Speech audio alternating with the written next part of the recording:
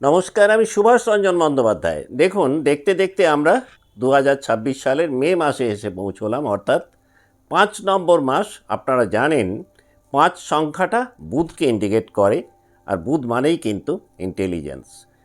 কর্কটের যতগুলো চরিত্র আছে তার মধ্যে কিন্তু কর্কটের প্রধান চরিত্রই হলো ইমোশনাল ইন্টেলিজেন্স। অর্থাৎ আপনি যদি কর্কটের জাতক বা জাতিকা হন, আপনি খুব ভালো করেই জানেন যে আপনার জীবনের মূল চাবিকাঠিটা রয়েছে কোথায় না, আপনার ইমোশন প্যাশনের জায়গাতে। আর বেশ একটা দীর্ঘ সময় ধরে এই যে ইমোশন প্যাশনের জায়গাটাতে ধাক্কা কাটছিলেন, মানসিক দিক থেকে সব ব্যাপারেই একটা ডিস্স্যাটিসফ্যাকশনের মধ্যে ছিলেন। বিশেষ করে ব্যক্তিগত সম্পর্ককে নিয়ে বলুন, আপনার সন্তানদেরকে নিয়ে বলুন, আপনার মনোমতো কোনো কিছু প্রাপ্তির ক্ষেত্রে এই যে একটা টালমাটাল অবস্থার মধ্যে ছিলেন, মে মাসের 11 তারিখের পর কিন্তু সেই জায়গা থেকে আপনি অনেকটাই রিলিফ পাচ্ছেন। এই বিষয়ে আপনি একেবারে নিশ্চিন্তে থাকতে পারেন। প্রথম কথা, যেটা বারংবার ভাববার চেষ্টা করছেন যে কিভাবে হবে, কোন উপায়ে হবে, এই জায়গাটাতে কিন্তু একটা খুব মিরাকেল এফেক্ট আপনি দেখতে পাবেন যদি আপনি কর্কটের জাতক বা জাতিকা হন। হঠাৎ করে দেখবেন কোনো হিডেন অপরচুনিটি, যেটা আপনি ভাবেননি, যেটা আপনি কল্পনা করেননি, এই মাসটাতে কিন্তু সেই লুকোনো কোনো একটা সুযোগ আপনার জীবনে আসতে পারে।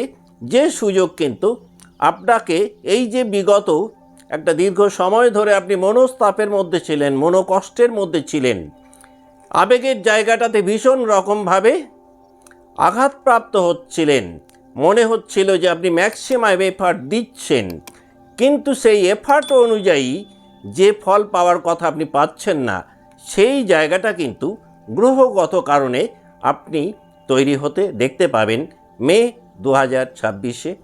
এই মাসটাতে আপনি দেখবেন আপনার ভিজিবিলিটি বাড়বে। তবে মে 2026-এ আপনি আপনার অর্থনৈতিক জীবনটাতে, আপনার কর্মক্ষেত্রে, আপনার শিক্ষাক্ষেত্রে, আপনার স্বাস্থ্যের দিক থেকে সামগ্রিকভাবে কেমন থাকবেন, সেই বিষয়ে বিস্তারিত আলোচনার পূর্বে আমরা খুব সংক্ষেপে সবার আগে দেখে নেব যে 1 মে 2026 মহাকাশে নবগ্রহদের অবস্থান কেমন রয়েছে কর্কটের সাপেক্ষে। না পুরো মাসটাতেই কেতু অবস্থান করছেন আপনার ধনস্থানে বা দ্বিতীয়ভাবে তার নিজের নক্ষত্রে। পুরো মাসটাতেই রাহু কুম্ভ রাশিতে অবস্থান করছেন, শনি এবং মঙ্গল অবস্থান করছেন মীন রাশিতে। এই মঙ্গল 11 তারিখের পর আপনার দশমভাবে অর্থাৎ মেষ রাশিতে সঞ্চার করবেন। বুধ এবং রবি দুজনেই একত্রে অবস্থান করছেন মেষ রাশিতে। শুক্র অবস্থান করছেন স্বক্ষেত্রী হয়ে বৃষ রাশিতে, যিনি আবার 14 তারিখের পর আপনার দ্বাদশভাবে সঞ্চার করবেন। বৃহস্পতি অবস্থান করছেন মিথুন রাশিতে, অর্থাৎ আপনার দ্বাদশভাবে। তাহলে এই মাসটাতে আপনি কি পেতে পারেন? এই মাসটাতে আপনি পেতে পারেন এক কথায় একটা ভালো গ্রোথ, একটা রেকগনিশন পেতে পারেন। যারা 1-1.5 মাস গ্রোথটা ভীষণ কম দেখছিলেন, তারা কিন্তু 11 তারিখের পর হঠাৎ করে একটা ভালো গ্রোথ পাবেন। আপনাদের পরিচিতি মহলের ক্ষেত্রে আপনারা দেখবেন আপনাদের গ্রহণযোগ্যতা অনেকটাই বাড়বে। যদিও মে মাসের 12 তারিখ থেকে 20 তারিখ এই সময়টাতে যারা চাকরি জীবনে রয়েছেন, হায়ার ম্যানেজমেন্টের সাথে বা ইমিডিয়েট বসের সাথে একটু যদি তাল মিলিয়ে চলতে পারেন, সেটা কিন্তু আপনার জন্য বেশ ভালো হতে পারে। কিন্তু এই সময়টা যদি মেজাজ হারিয়ে ফেলেন, তাহলে কিন্তু একটুখানি হলেও দেখবেন রিলেশনশিপের জায়গাটাতে কিন্তু ধাক্কা আপনার জীবনে লাগতে পারে 12 থেকে 20 এই সময়টার মধ্যে। 14 তারিখ পর্যন্ত আপনি আপনার একাদশপতি, যিনি আপনার চতুর্থপতিও শুক্র, তাকে আপনার একাদশভাবে স্বক্ষেত্রী হয়ে পাচ্ছেন। 14 তারিখ পর্যন্ত বিলাসিতার জায়গাটা বজায় থাকবে। এই সময়টাতে যদি মনে করেন বিলাসিতার দিকে এগোবেন, তাহলে কিন্তু সময়টা খুব ভালো বলা যেতে পারে। অর্থাৎ এই সময়টাতে গৃহের সাজসজ্জা পরিবর্তিত হতে পারে। এই সময়টাতে যারা দীর্ঘদিন ধরে নিজেদেরকে গ্রুমিং করাতে চাইছিলেন, মনে হচ্ছিল যে ওয়েট ম্যানেজমেন্টের দিকে ধ্যান দেবেন, মনে হচ্ছিল হঠাৎ করে নিজের লাইফস্টাইলের মধ্যে একটা পরিবর্তন আনবেন, তারা কিন্তু 14 তারিখের মধ্যে দেখবেন নিজেদের জীবনে এবং পারিবারিক জীবনে অনেকটা নলচে খোলচে বদলে দিতে সক্ষম হবেন, যদি আপনার জন্ম রাশি বা লগ্ন হয় কর্কট। তবে 14 তারিখের পর একাদশপতি শুক্র কোথায় সঞ্চার করছেন না, আপনার দ্বাদশভাবে অর্থাৎ মিথুন রাশিতে সঞ্চার করছেন। ওই সময়টাতে কিন্তু আপনাকে অর্থ ব্যয়ের দিকে কিছুটা খেয়াল রাখতে হবে আপনার যে কোনো ইম্পালসিভ ডিসিশান নেওয়ার ক্ষেত্রে। যে সিদ্ধান্তই নিন না কেন, দেখুন 11 তারিখের পর মঙ্গল সে কিন্তু মীন রাশি থেকে মেষ রাশিতে সঞ্চার করছে। আপনারা জানেন আপনার ক্ষেত্রে মঙ্গল পঞ্চম এবং দশম ভাবের অধিপতি, সে শনির সাথে একত্রে জলরাশিতে ছিল। মঙ্গল নিজে কিন্তু একটা খুব স্ট্রং ফায়ারি প্ল্যানেট, কিন্তু সে যখন মেষ রাশিতে অর্থাৎ আপনার দশমভাবে সঞ্চার করবে, সেটা কালপুরুষের প্রথম রাশি এবং মেষ কিন্তু একটা অগ্নিতত্ত্বের ঘর।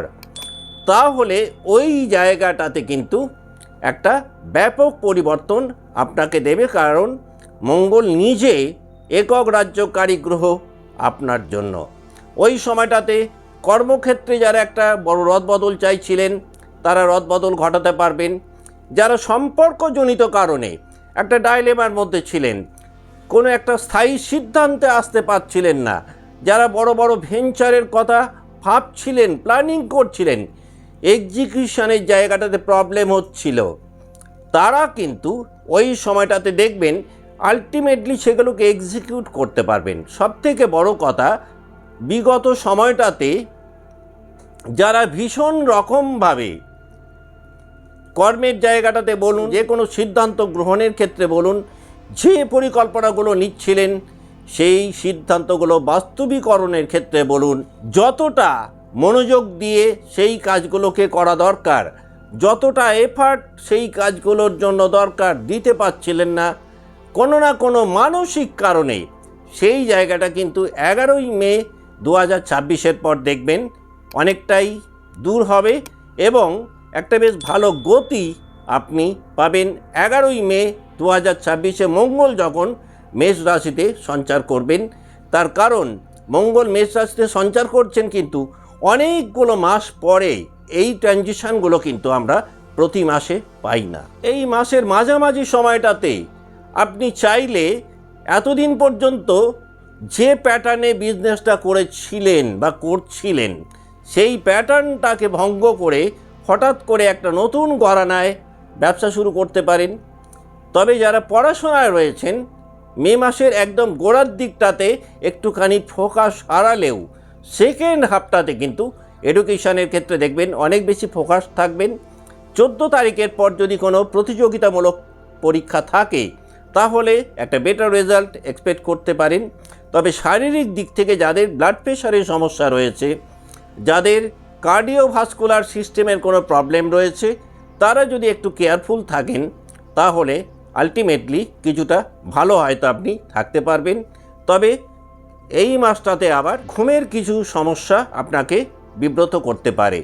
পুরো মাসটাতেই কিন্তু দ্বিতীয় অষ্টমভাবে রাহু কেতু অবস্থান করছেন, সুতরাং সাডেন ফাইন্যান্সিয়াল একটা ফ্ল্যাকচুয়েশন হয়তো আপনি একটুখানি হলেও ফেস করতে পারেন। এখন আমরা দেখে নিই বরং কর্কট রাশি যে 3টে নক্ষত্রকে নিয়ে গঠিত, সেই নক্ষত্রে যারা জাতক বা জাতিকা রয়েছেন, মে মাস তাদের জন্য কেমন হতে পারে। প্রথমেই আসি পুনর্বসু নক্ষত্রের কথায়। পুনর্বসু যে সমস্ত জাতক বা জাতিকা রয়েছেন, তারা কিন্তু দেখবেন কেরিয়ার গ্রোথের ক্ষেত্রে একটা হোপ মে 2026-এ পাবেন। 11 তারিখের পর ওয়ার্ক প্রেশার কিছুটা বাড়বে। যারা মনে হচ্ছিল দীর্ঘদিন ধরে আপনারা সঠিক কাজকর্ম পাচ্ছেন না, কোনো বিজনেসে আছেন বা সেলফ এমপ্লয়মেন্টে আছেন, এক কথায় বসে বসে সময় কাটানোর মতন জায়গাতে হয়ে চলে গেছিলেন, তারা কিন্তু দেখবেন কর্মব্যস্ততা এবং কর্মচাঞ্চল্যের মধ্যে থাকবেন। ইম্পালসিভ ডিসিশান কিন্তু 12 থেকে 18ই মের মধ্যে একটু না নিলেই ভালো হয়। 14 তারিখের পর খরচের জায়গাটাকে যদি একটু নিয়ন্ত্রণ করতে পারেন, ফাইন্যান্সিয়াল জায়গাটাতে একটা নিয়ন্ত্রণ রেখা হয়তো আনতে পারবেন। মে মাসের 15 তারিখের পর ইনকাম যেমন চলছিল তার থেকে কিছুটা হলেও কিন্তু আপনার ইমপ্রুভ করতে পারে। তবে রিলেশনশিপের ক্ষেত্রে চেষ্টা করুন যে কোনো ধরনের ছোটোখাটো বিষয়কে ইগনোর করা, তা না হলে দেখা যাবে খুব ছোটোখাটো বিষয় ইগনোর না করতে পারলে কিন্তু একটা ভুল বোঝাবুঝির পর্ব আপনার এই মাসটাতে তৈরি হতে পারে।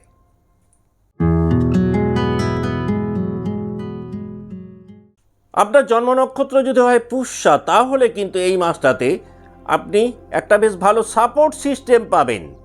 সেটা যেমন গ্রহগত সাপোর্ট হতে পারে, পরিবারের লোকজনেদের সাপোর্ট হতে পারে, কর্মক্ষেত্রে সহকর্মীদের সাপোর্ট হতে পারে।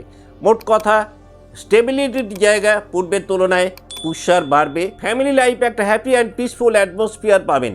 যারা পারিবারিক জীবনে বেশ একটা হতাশার মধ্যে ছিলেন বা নিত্য অশান্তির মধ্যে ছিলেন, তারা কিন্তু কিছুটা হলেও দেখবেন শান্তির বাতাবরণ মে 2026-এ তৈরি হবে। 14 তারিখের পর ব্যয় নিয়ন্ত্রণ করার প্রয়োজন পড়তে পারে। তবে যদি বিজনেসে থাকেন 15 তারিখের পর কিন্তু বিজনেস লাইফে ইনকামের জায়গাটা দেখবেন বাড়বে। ইনকাম গ্রাফ এই মাসটার দ্বিতীয় হাফটাতে কিন্তু অনেকটাই ঊর্ধ্বমুখী থাকবে। যারা রিলেশনশিপে রয়েছেন তারা কিন্তু দেখবেন সম্পর্কের মধ্যে একটা ভালো ম্যাচিউরিটি পাবেন।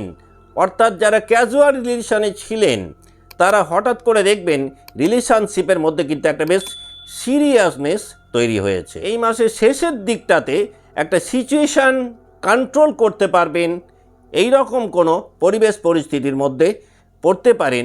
যদিও সেই ক্ষেত্রে কিন্তু আলটিমেটলি আপনি নিজেকে উইনার করতে সক্ষম হবেন যদি আপনার জন্ম নক্ষত্র হয় পুষ্যা।